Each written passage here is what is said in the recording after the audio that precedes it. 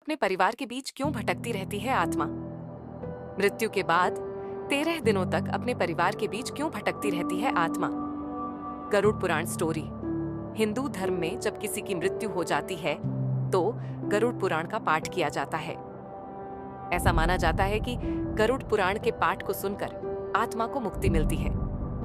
लेकिन क्या आप जानते हैं कि मृत्यु के बाद 13 दिनों तक मृत आत्मा अपने घर में ही भटकती रहती है? चलिए इसका कारण जानते हैं, जिसके बारे में गरुड़ पुराण में विस्तार से बताया गया है। गरुड़ध्वज पुराण में मृत्यु के बाद आत्मा के साथ क्या होता है, इसका विस्तार से वर्णन किया गया है।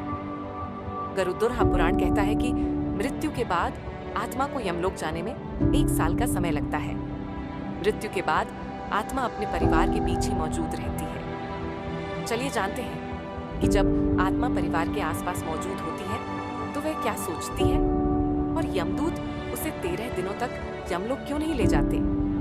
गरुड़ध्वज पुराण में बताया गया है कि जब किसी की मृत्यु हो जाती है तो यमराज के दूत उसकी आत्मा को अपने साथ यमलोक ले जाते हैं, जहाँ उसके पुण्य और पाप का लेखा जोखा किया जाता है।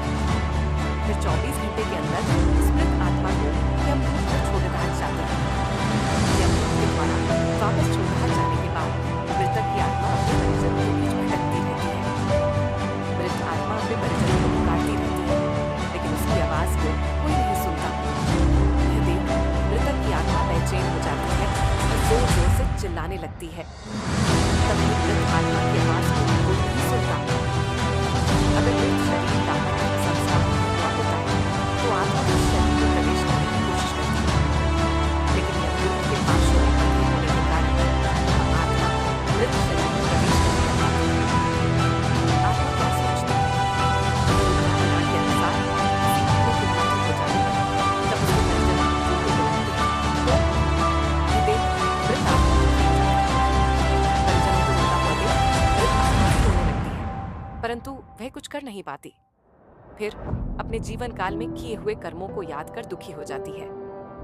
गरुड़ पुराण कहता है कि जब यमदूत मृत आत्मा को परिजनों के बीच छोड़े जाते हैं तो उस आत्मा में इतना बल नहीं रहता कि वह यमलोक की यात्रा तय कर सके।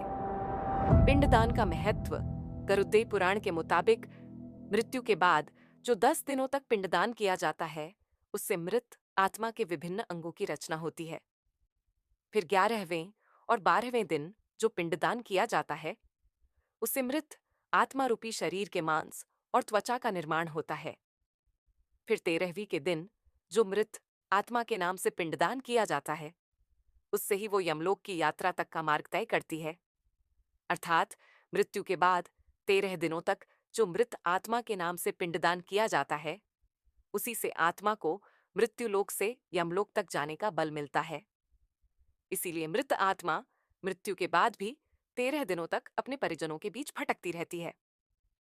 मृत आत्मा को पृथ्वी लोक से यमलोक तक जाने में 1 साल का समय लगता है।